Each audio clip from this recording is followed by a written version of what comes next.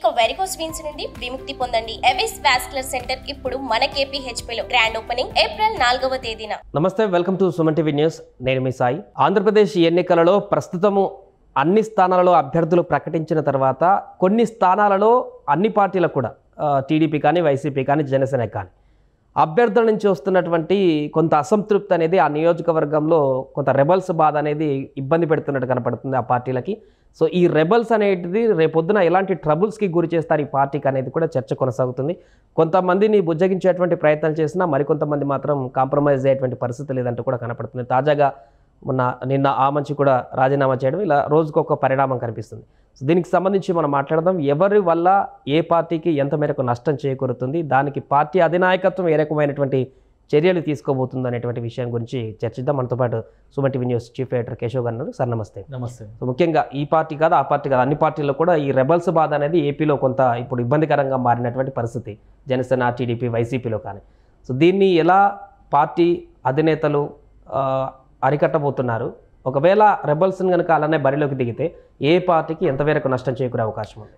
ఇక్కడ కూటమిలోనే కొద్దిగా సమస్యాత్మకమైనటువంటి పరిస్థితులు ఉండడానికి అవకాశాలు ఉన్నాయని అనుకున్నారు ఇంతకాలం. అయితే ఎందుకంటే వైఎస్ఆర్సీపీ లిస్టులో ప్రకటన అనేది 4 నెలల నుంచి మొదలుపెట్టినటువంటి డిసెంబర్ నుంచి జరుగుతున్నటువంటి ప్రక్రియ. ఎవరైతే ఇన్ఛార్జీలుగా అవకాశాలు కోల్పోయారనుకున్నారో, అలానే ఎవరికైతే పోటీ చేసేటువంటి ఛాన్స్ లేదని క్లియర్గా చెప్పారో, వీళ్ళందరూ రెబల్స్గా మారుతూ ఒక్కొక్కరుగా వచ్చారు. ఇప్పుడు ఎమ్మెల్సీ ఓటింగ్ నాటి నుంచి చూసుకుంటే కనుక మనం వైసీపీలో ఉన్నటువంటి వాళ్ళందరూ కూడా రెబల్స్ అయిన వాళ్ళు బయటికి రావడం, ప్రత్యామ్నాయాలు చూసుకోవడం, ఇవన్నీ కూడా వరుసగా జరిగిపోయినాయి.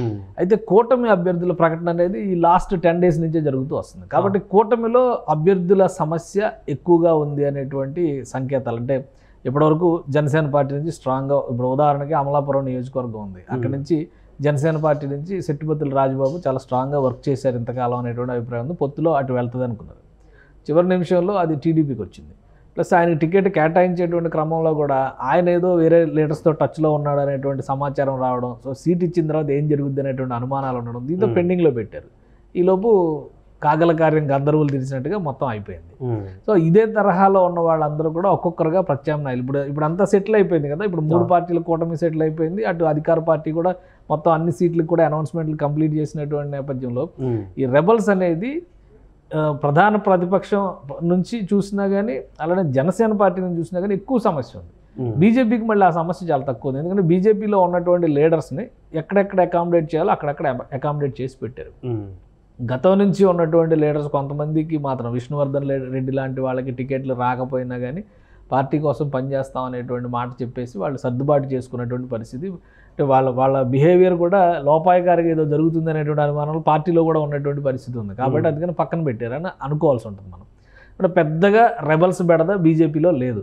జనసేన పార్టీకి వచ్చేసరికి కొన్ని నియోజకవర్గాల్లో ఆ ప్రతికూలత అనేది స్పష్టంగా కనిపిస్తుంది. పొత్తులో పోయినటువంటి సీట్లు ఒక ఎత్తు అయితే, తీసుకున్నటువంటి సీట్లలో కూడా బలమైనటువంటి అవి, ఉదాహరణకి ఇప్పుడు అవినగడ్డ నియోజకవర్గం ఉంది. అవినగడ్డ నియోజకవర్గం ఎటు నుంచి చూసినా కానీ అక్కడ అధికార పార్టీ అభ్యర్థి ఓడిపోతారనేటువంటి సంకేతాలు చాలా స్పష్టంగా ఉన్నాయి. ఇప్పుడు కాదు, 2 ఏళ్ల నుంచి ఉన్నాయి. సో ఆయన్ని మార్చాలి అనే ఉద్దేశంతోనే సిట్టింగ్ ఎమ్మెల్యేని ఎంపీగా పంపించాలని జగన్మోహన్ రెడ్డి గారు అనుకున్నారు. మళ్ళీ చివరి నిమిషంలో అక్కడ ఈక్వేషన్స్ పరంగా మళ్ళీ ఆయనకే ఇచ్చారు సీటు. ఇప్పుడు గెలవగలుగుతారు అనుకునేటువంటి సీట్లో ఏమైంది, అభ్యర్థి ఎవరైనా డెసిషన్ తీసుకోవడంలో జనసేన పార్టీ అటు ఇటు ఊగిసలాట్లో ఇప్పుడు ఒక్కొక్కరు ఆప్షన్స్ చూసుకున్నారు. ఒకటి ప్రభుత్వ వ్యతిరేకత వల్ల ఓడిపోవడం, 2 బలమైనటువంటి ప్రత్యర్థి నిలబడడం వల్ల ఓడిపోవడం. ఇక్కడ మొదటి కేటగిరీలో ప్రభుత్వ వ్యతిరేకత లేదా ఎమ్మెల్యే పైన వ్యతిరేకత, ఈ 2 అంశాల ఆధారంగానే అవినగడ్డలో డెసిషన్ జరుగుతుందని అందరూ అనుకున్నారు. ఎప్పుడైతే మీరు ప్రత్యర్థిని పెట్టేటువంటి విషయంలో తర్జన భర్జనలు జరగడం, స్థానికంగా బలమైనటువంటి నాయకులు ఎవరో లేకపోవడం, ఇప్పుడు ఎవరైతే టికెట్ ఆశించారో వీళ్ళందరూ కూడా పక్కన మచిలీపట్నం నుంచో, పక్కన పెడన నుంచో, ఇంకో దగ్గర నుంచో వలస వచ్చిన వాళ్ళే ఉన్నారు. చివరికి లోకల్ ఎవరంటే మళ్ళీ మండల బుద్ధప్రసాద్ కనిపించారు. చివరి నిమిషంలో ఆయన టీడీపీలోంచి జనసేనలోకి తీసుకుని టికెట్ ఇవ్వడంతో అక్కడ కొంత అసంతృప్తి ఉంది. ఇప్పుడు జనసేన శ్రేణులు ఎంతవరకు కలిసి పనిచేస్తాయి? నిన్న మొన్నటి వరకు జనసేనకు పెద్ద తలకాయలుగా అక్కడ వ్యవహరించిన వాళ్ళందరూ ఎంతవరకు అధినేత నిర్ణయానికి కట్టుబడి ఉంటారు? ఈ 2 అంశాలు చాలా ముఖ్యమైనటువంటి అంశాలు అన్నమాట. అది జరగనప్పుడు ఏంటంటే ఓట్ ట్రాన్స్ఫార్మ్ కాదు. అదే తరహాలో ఇప్పుడు ఆమంచి కృష్ణమోహన్ వైఎస్ఆర్సీపీ నుంచి రాజీనామా చేశారు. ఇంకో విచిత్రం ఏంటంటే ఆయన సోదరుడు ఆమంచి స్వాములు కూడా జనసేన పార్టీ టికెట్ ఆశించారు గిద్దలూరు నుంచి. ఆయనకి అక్కడ లేదు. ఆయన కూడా ఇప్పుడు కొంత స్తబ్దుగా ఉన్నారు. ఆయన బయటకు వస్తారు, తిరుగుబాటు అంటే స్వతంత్ర అభ్యర్థిగా పోటీ చేస్తారు, ఇట్లాంటి చర్చ నడుస్తుంది. ఇప్పుడు కృష్ణమోహన్ గారు బయటకు వచ్చి 9వ తేదీన కార్యాచరణ ప్రకటిస్తాను అన్నాడు. ఆయన ఏం చేయబోతున్నాడు, ఆయన ఏం చేస్తారనే దాని మీద చీరాల అభ్యర్థి విజయం అనేది ఆధారపడి ఉంటుంది. ఒకవేళ ఆయన స్వతంత్ర అభ్యర్థిగా పోటీ చేస్తే ప్రభుత్వ వ్యతిరేక ఓటు అనేది ఏదైతే కూటమి ఆశించిందో అది చీలిపోయేటువంటి పక్షంలో మళ్ళీ వైసీపీకి లబ్ధి చేకూరుతుందా, లేదా ఈయన గెలవడానికి అవకాశం ఉందా, అంత బలం ఉందా ఈయనకి? ఎందుకంటే గతంలో ఎమ్మెల్యేగా చేసినటువంటి వ్యక్తి కాబట్టి ఆయనకు అంత బలం ఉందా అనేది అక్కడ ఓటర్ డిసైడ్ చేస్తారు. అదే సమయంలో వైసీపీ అభ్యర్థి ఓడిపోవడానికి కూడా అవకాశం ఉంది. ఈ ఏవైతే కోర్ వైసీపీ ఓట్స్ అనుకున్నారో అవన్నీ కూడా చీలికోవడానికి అవకాశం ఉంది. సో ఇలాంటి నియోజకవర్గాలు రాష్ట్ర వ్యాప్తంగా ఒక 5-6 నియోజకవర్గాలు కనిపిస్తున్నాయి. అందులో తెలుగుదేశం పార్టీకి సంబంధించినవి ఎక్కువ ఉన్నాయి. జనసేన పార్టీకి అయితే 1-2 నియోజకవర్గాలు కనిపిస్తున్నాయి. వైసీపీకి కూడా దాదాపు 1-2 నియోజకవర్గాలు అలాంటివి కనిపిస్తున్నటువంటి పరిస్థితి ఉంది. ఇప్పుడు వీళ్ళందరినీ కూడా బుజ్జగించేటువంటి పనిని సమన్వయకర్తలు అలానే ఎన్నికల పర్యవేక్షకులుగా ఎవరినైతే నియమించారో వీళ్ళందరూ కూడా రంగంలోకి దిగుతున్నారు. ఒక్కొక్కరిని బుజ్జగించి, ఎందుకంటే ఇంకా టైం ఉంది. ఎన్నికల నోటిఫికేషన్ వచ్చిన తర్వాత మళ్ళీ యాక్టివిటీ వేరేగా ఉంటుంది. సో అవన్నీ దృష్టిలో పెట్టుకుని ఇప్పుడు సమయం ఉంది కాబట్టి ముందు జాగ్రత్త చర్యలు, దిద్దుబాటు చర్యలు మొదలు పెడతారు. ఇంకా 15 రోజుల సమయం ఉంది నోటిఫికేషన్ రావడానికి. కాబట్టి ఈ లోపు ఈ సర్దుబాట్లన్నీ జరిగిపోతే కనుక పార్టీలో ఆశించిన రీతిలో ప్రజల్లోకి వెళ్ళడానికి అవకాశం ఉంటుంది. లేదంటే కొన్ని చోట్ల ఇబ్బందులు అయితే తప్పని పరిస్థితి కనిపిస్తుంది. గతంతో పోలిస్తే ఈసారి అసంతృప్త నేతలు కానీ, నియోజకవర్గంలో ఉన్నటువంటి రెబల్స్ కానీ, వీరంతా కానీ ఆందోళన అంత ఎక్కువగా లేనట్టు కనపడుతుంది. అంటే స్తబ్దుగా, సైలెంట్గా గ్రౌండ్ వర్క్ ఏమైనా చేసుకుంటున్నారా? బీఫామ్లు వచ్చే వరకు వెయిట్ చేద్దాం, ఇంకా టైం ఉందిగా అని చెప్పేసి ఆలోచించుకుంటున్నారా? లేకుంటే సైలెంట్గా పోనీలో వాళ్ళే చేద్దామని చెప్పేసి అనుకుంటున్నారు? ఏం జరుగుతుంది అంటే ఒక 2 ఆప్షన్స్ 2 రోజులుగా జరిగినటువంటి పరిణామాలు చూసి ఇప్పుడు అనపర్తి ఇష్యూ ఉంది. అనౌన్స్మెంట్ అయిన తర్వాత మొదటి లిస్టులో నల్లమిల్లి రామకృష్ణారెడ్డికి తెలుగుదేశం పార్టీ టికెట్ అనౌన్స్ చేసింది. ఆయన క్యాంపెయిన్ చేసినటువంటి 10 రోజుల తర్వాత బీజేపీ ఇంకొక అభ్యర్థిని ప్రకటించింది. ఇప్పుడు అక్కడ విచిత్రమైన పరిస్థితి ఏంటంటే బీజేపీ ప్రకటించినటువంటి అభ్యర్థి అక్కడ అనపర్తిలో తన సొంత ఊరు రంగాపురం అని ఉంటుంది. ఆ రంగాపురంలో స్థానిక సంస్థలకు పోటీ చేస్తే ఆయనకి డిపాజిట్లు కూడా రాలే. ఆయన ఇప్పుడు అక్కడ ఎమ్మెల్యే అభ్యర్థి.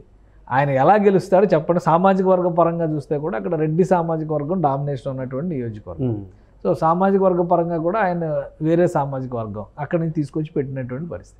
ఎలా గెలుస్తారో చెప్పండి, ఆ క్లారిటీ నాకు ఇవ్వండి, నేను ఆగిపోతానని నల్లమిల్లి రామకృష్ణారెడ్డి ఛాలెంజ్ చేశాడు. అలానే ఆయన ప్యారలల్గా తన పని ఆపకుండా గత వారం రోజులుగా ఆయన ప్రచార కార్యక్రమాలు కూడా నిర్వహిస్తున్నారు. సో 2-3 దఫాలుగా సంప్రదింపులు జరిపారు, సొల్యూషన్ రాలా. ఫైనల్గా ఇవాళ అధినేతతో మీటింగ్ పిలిపించారు. అధినేతతో మాట్లాడి ఆయన ఏం కన్క్లూజన్ ఇస్తారో చూడాలి. ఆయన రెబల్గా వేస్తే కనుక ఖచ్చితంగా వైసీపీకి ఎడ్జ్ అది. వైసీపీ లాస్ట్ 2014 ఎలక్షన్స్లో నల్లమిల్లి రామకృష్ణారెడ్డి కూటమిలో గెలిచారు. 2019లో వైసీపీ గెలుచుకున్నటువంటి సీటు. సో ఈసారి వైసీపీకి అడ్వాంటేజ్ వచ్చే అవకాశం ఉందనేటువంటి అభిప్రాయం కనిపిస్తుంది. కాబట్టి ఇప్పుడు ఒకవేళ అటువంటి పరిస్థితులే ఎదురైతే ఏం చేయాలనే దానికోసమే బీజేపీ నాయకత్వం కూడా ఆయనతో సంప్రదింపులు జరిపింది. అభ్యర్థి బలమైన అభ్యర్థి కాదు అనే విషయాన్ని ఆయన కుండబద్దలు కొట్టినట్టు చెప్పారు. అభ్యర్థి బలమైన అభ్యర్థి కాకపోతే మీరే పార్టీలోకి రండి, మీకే ఇస్తాం టికెట్ అనేటువంటి ఆఫర్ కూడా ఇచ్చినట్టుగా బీజేపీ ఇచ్చినట్టుగా తెలుస్తుంది. కానీ ఆయన టీడీపీని వదిలి నేను రానని చెప్పినట్టుగా తెలుస్తుంది. సో ఈ ఈక్వేషన్స్ నేపథ్యంలో మళ్ళీ చంద్రబాబు నాయుడు గారు పిలిచి, ఆల్రెడీ పిఠాపురంలో చూసాం వర్మ అంతకంటే ఎక్కువ హడావిడి జరిగింది, జెండాలు తగలబెట్టారు. అధినేత పిలిచి మాట ఇచ్చిన తర్వాత పవన్ కళ్యాణ్తో ఒక సయోధ్యతో ముందుకెళ్ళి ఇప్పుడు గెలుపు బాధ్యత నేనే తీసుకున్నానని వెళ్తున్నాను. సో అలాంటి ఈక్వేషన్స్ అన్ని చోట్ల సెట్ కావు. ఎందుకంటే ఇక్కడ బలమైన అభ్యర్థి ఉన్నాడు. పవన్ కళ్యాణ్ కంటే బలమైన అభ్యర్థి పిఠాపురంలో వర్మ అయితే కాదు. కాబట్టి వర్మ రియాలిటీలోకి ఆలోచించారు కాబట్టి ఆయన సహకరించేటువంటి ప్రయత్నం చేస్తున్నారు. గెలిచిన తర్వాత ఆయనకు ప్రతిఫలం ఉంటుంది. అలానే గవర్నమెంట్ కనుక వస్తే ఇంకా ఎక్కువ అవకాశాలు వచ్చేటువంటి ఛాన్స్ ఉంటుంది కాబట్టి కలిసి పనిచేయాలని నిర్ణయించుకున్నారు. ఇక్కడ అనపర్తి పరిస్థితి అలా లేదు. అనపర్తిలో అసలు క్యాండిడేట్ అనౌన్స్ చేసిన క్యాండిడేటే వీక్ ఉన్నారు. కాబట్టి ఇక్కడ తిరుగుబాటు తప్పదనేటువంటి సంకేతాలు వస్తున్నాయి. అలానే తిరుపతి కాన్స్టిట్యున్సీ ఉంది. ఇప్పుడు ఆర్ఎన్ శ్రీనివాసులకి ఇచ్చారు. ఆయన అక్కడి నుంచి ఇక్కడికి ట్రాన్స్పోర్ట్ అయినటువంటి, చిత్తూరు నుంచి తిరుపతికి ట్రాన్స్పోర్ట్ అయినటువంటి వ్యక్తి. స్థానికంగా ఉన్నటువంటి అభినయ్ రెడ్డి తిరుపతి మేయర్గా అవినీతికి పాల్పడ్డారు అనేటువంటి మాట చాలా బలంగా జనసేన పార్టీ గత కొంతకాలంగా ఆర్గ్యుమెంట్ చేస్తూ ఉంది. కానీ ఇక్కడ ఈ అభ్యర్థి వలన అభినయ్ రెడ్డి మీద బలమైనటువంటి ప్రత్యర్థిగా నిలబడేటువంటి సంకేతాలు కనిపించడం లేదు. అక్కడ కూడా ఓడిపోతారనేటువంటిది, ప్లస్ అభినయ్ రెడ్డి పక్కగా గెలుస్తారనేటువంటిది ఏమో వైసీపీలో వచ్చింది. సో ఇవన్నిటినీ కూడా మరొకసారి కన్సాలిడేట్ చేస్తున్నట్టుగా తెలుస్తుంది. ఆ క్రమంలోనే మార్పులు చేర్పులు ఉన్నాయి. మనకి ఎక్కువ సమయం కూడా పట్టదు. మ్యాక్సిమం ఒక 5-6 రోజుల్లో కనీసం 10 నుంచి 12 నియోజకవర్గాల్లో కూటమిలో అభ్యర్థుల మార్పు అనేది చాలా స్పష్టంగా కనిపిస్తుంది. అధికార పార్టీలో కూడా మారుతాయి అన్నటువంటి అధికార పార్టీ కూడా బీఫామ్ ఇచ్చేలోపు ఒక 4-5 సీట్లు మారే అవకాశం ఉంది. సో అది ఎవరిని ఎలా చేస్తారో ఏంటనే చూడు. ఇప్పుడు ఇవాళ బస్సు యాత్రకు విరామం ఇచ్చి జగన్మోహన్ రెడ్డి గారు నెల్లూరులో బస చేశారు. మొత్తం పార్టీకి సంబంధించినటువంటి లీడర్స్ అందరితో కూడా ఆయన భేటీలు జరుపుతున్నారు. అట్ ద సేమ్ టైం నెల్లూరులో క్లీన్ స్వీప్ అనేది సెంటిమెంట్ వైసీపీకి. సో లాస్ట్ టైం అది జరిగింది, ఈసారి కూడా జరగాలి అనేటువంటి ఆలోచనతో ఇప్పుడు తిరుగుబాటు ఎమ్మెల్యేలు బయటకు వచ్చింది కూడా ఎక్కువ మంది నెల్లూరు నుంచి. కాబట్టి ఎట్టి పరిస్థితుల్లో నెల్లూరుని వదులుకోకూడదు, పోగొట్టుకోకూడదు అనేటువంటి వ్యూహరచన చేసే పనిలో ఆయన నిమగ్నం అయ్యారు. సో అదే తరహాలో మిగతా చోట్ల ఎక్కడైతే ల్యాబ్స్ కనిపిస్తున్నాయో, ఎక్కడైతే గ్యాప్స్ కనిపిస్తున్నాయో అక్కడ అభ్యర్థులను మార్చడము లేదా ఉన్న అభ్యర్థులను బలోపేతం చేయడానికి కావాల్సినటువంటి వ్యూహాన్ని అధికార పార్టీ కూడా చాలా స్పష్టంగా అమలు చేయడానికి ప్రిపేర్ అయి ఉంది.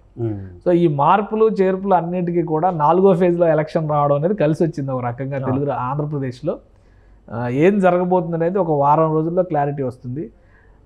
షెడ్యూల్ అనౌన్స్ అయిన తర్వాత, అంటే నోటిఫికేషన్ వచ్చిన తర్వాత జరగబోయేటువంటి పరిణామాలు ఇంకా కీలకమైనటువంటి పరిణామాలు. ఇప్పుడు జరుగుతున్నటువంటి అనౌన్స్మెంట్ జరిగినంత మాత్రాన ఈ అభ్యర్థులు అందరూ బరిలో నిలుస్తారని అనుకోవడానికి కూడా అవకాశం లేదు. మనకున్న ఇన్ఫర్మేషన్ ప్రకారం ఒక తెలుగుదేశం పార్టీనే 10 నుంచి 12 సీట్లు అభ్యర్థులను మార్చబోతుంది అతి త్వరలో. సో ఈ ఈక్వేషన్స్ అన్నింటినీ కూడా 2 పార్టీలు చాలా సీరియస్గా, 2 పక్షాలు చాలా సీరియస్గా చూస్తున్నాయి. At the same time BJP కేటాయించినటువంటి 10 నియోజకవర్గాల్లో కూడా బలహీనమైనటువంటి అభ్యర్థులకు సంబంధించినటువంటి క్షేత్రస్థాయి నివేదికలను తెలుగుదేశం పార్టీ సేకరిస్తుంది, చంద్రబాబు నాయుడు సేకరిస్తున్నారు. దాన్ని అనలైజ్ చేయడం ద్వారా అక్కడ మార్పులకు అవకాశాలు ఉంటే కూడా సజెస్ట్ చేసేటువంటి అవకాశం. ఎందుకంటే ఇప్పుడు మనం చూస్తున్నాం కదా, ప్రతి చోట కూటమికి మొత్తం ఎన్డీఏకి పెద్ద దిక్కు బీజేపీ జాతీయ స్థాయిలో, కానీ ఆంధ్రప్రదేశ్లో మాత్రం ఆ పెద్దరికం పాత్ర పోషించాల్సింది చంద్రబాబు నాయుడే. ఎందుకంటే ఆయన ఎక్కువ స్థానాలు పోటీ చేస్తున్నారు కాబట్టి అని బీజేపీలో ఒక వర్గం చాలా బలంగా ప్రజల ముందర చెప్తుంది. అంటే ఏం ఫెయిల్ అయినా చంద్రబాబు నాయుడు, చంద్రబాబు చెప్తే వినేటువంటి పరిస్థితి ఉందా బీజేపీ? అది ఎందుకు వింటారు? ఇప్పుడు ఒక పార్టీ వేరు, ఇంకొక పార్టీ వేరు. కూటమిలో ఉంటే సయోధ్యతో పనిచేయాలి, కానీ మీరు ఇది చేయండి అని చంద్రబాబు చెప్తే వినరు కదా. కానీ ఒకవేళ ఓటమి ఎదురైతే ముందే చంద్రబాబు నెత్తిన వేసేయడానికి ఒక వాదన చేసుకుంటూ వెళ్తున్నటువంటి పరిస్థితి బీజేపీలో ఆ ధోరణి కనిపిస్తుంది. కొంతమంది నాయకులు చాలా స్పష్టంగా చెప్తున్నారు. సో తెలుగుదేశం పార్టీ కూడా దానికి ముందు జాగ్రత్త చర్యగా కొన్ని ఉపశమన చర్యలు చేపట్టాలి కదా. అందుకని వీళ్ళు పోటీ చేస్తున్నటువంటి నియోజకవర్గాలకు కూడా తెలుగుదేశం పార్టీ ఇన్ఛార్జీలు నియమించింది. పార్టీ ఇన్ఛార్జీలు ఉంటారు, వాళ్ళు మానిటర్ చేస్తున్నారు, వాళ్ళతో పాటు క్షేత్రస్థాయి నివేదికలు తెప్పించుకుంటున్నారు. ఏ అభ్యర్థి వీక్గా ఉన్నారు, ఏ అభ్యర్థి బలంగా పనిచేయట్లేదు అనేటువంటి అంశాల ఆధారంగా చంద్రబాబు నాయుడు కొన్ని సలహాలు ఇస్తారు పార్టీకి, బీజేపీకి, అది రాష్ట్ర నాయకత్వానికి. రిసీవ్ చేసుకుంటే ఓకే, రిసీవ్ చేసుకోకపోతే వాళ్ళు ఏం చేయాలో వాళ్ళు కూడా అది చేస్తారు. అంటే కూటమి అన్న తర్వాత కలిసి పనిచేయాలి. నిన్ను దెప్పి పొడుస్తా నా కోసం పనిచేయండి, ఎవరు పనిచేయరు. సో అదే పద్ధతి, అదే సమస్య రాయలసీమలో ఉన్నటువంటి కొంతమంది బీజేపీ నాయకులు అనుసరిస్తున్నారు. అలానే గోదావరి జిల్లాలో ఉన్నటువంటి కొంతమంది బీజేపీ నాయకులు అనుసరిస్తున్నారు. దీనివల్లనే కూటమిలో ఎక్కువ లుకలుకలు ఉన్నట్టుగా కనిపిస్తున్నాయి. కానీ అండర్ కరెంట్గా మనం కొన్ని చోట్ల చూస్తే ఎన్నికల ప్రచారానికి వెళ్ళిన చోట సిట్టింగ్ ఎమ్మెల్యేలపైన చాలా తీవ్రమైనటువంటి నిరసనలు ఎదురవుతున్న పరిస్థితులు ఉన్నాయి. ఆ నిరసనలకి సమాధానం చెప్పేటువంటి ప్రయత్నం వాళ్ళు చేస్తున్నారు, కానీ ప్రజలు కన్విన్స్ అవ్వాలి కదా. సో అక్కడ ఎంత బలంగా, ఎంత పటిష్టంగా పార్టీ వ్యూహాన్ని ప్రజలకు చెప్పగలుగుతారనే వాళ్ళని రేపు బలమైన అభ్యర్థిగా పార్టీ కన్సిడర్ చేసేటువంటి అవకాశం ఉంది. సో ఈ రెండిట్లో కూడా మార్పులకైతే అవకాశాలు స్పష్టంగా ఉన్నాయి. రెబల్స్ను చల్లబరిచేటువంటి ప్రక్రియకి బహుశా ఇంకొక 2-3 రోజుల్లో మంగళం పాడతారు. ఈ లోపు చల్లబడకపోతే కనుక సస్పెన్షన్లు, వేట్లు ఉండేటువంటి అవకాశం ఉంది. పార్టీలోంచి బయటికి బహిష్కరించే, పార్టీ ఇష్టం లేదా రిజైన్ చేసి వెళ్ళిపోవచ్చు. కానీ పార్టీలోనే ఉంటూ శల్యసారథ్యం చేస్తే కనుక క్షమించే పరిస్థితి ఉండదు. కాబట్టి వాళ్ళని సస్పెండ్ చేయాల్సినటువంటి పరిస్థితి వస్తుంది. దాన్ని బట్టి మళ్ళీ మార్పులు చేర్పులు ఏంటనే దాని మీద టైం. అందుకని మొత్తం మీద ఈ వారం రోజులు చాలా కీలకం రాష్ట్ర రాజకీయాలకు సంబంధించి. దాన్ని బట్టే ప్రకటనలు కూడా ఉండే అవకాశం. Right sir. సో మొత్తానికి అదే ఆంధ్రప్రదేశ్లో మిగతా పార్టీల్లో నెలకొన్నటువంటి అసంతృప్త జ్వాలను చల్లార్చేందుకు కూటమి కానీ వైసీపీలో కానీ మరలా కార్యాచరణ సిద్ధం చేస్తూ, దానిపైన సమీక్షలు చేస్తూ, వ్యూహాలు రచిస్తూ అభ్యర్థుల మార్పు చేర్పులకు సంబంధించినటువంటి రివ్యూలను అయితే తీసుకుంటున్నట్టుగా తెలుస్తుంది. సో ఒక 1 వీక్లో ఇంకా ప్రకటించినటువంటి అభ్యర్థుల్లో కూడా కొన్ని ట్విస్టులు రాబోతున్నాయనేటువంటి విషయం అయితే కనిపిస్తుంది. సుమన్ టీవీలో మీ పర్సనల్ అండ్ బిజినెస్ ప్రమోషన్స్ కోసం కింది నెంబర్కి కాంటాక్ట్ చేయండి.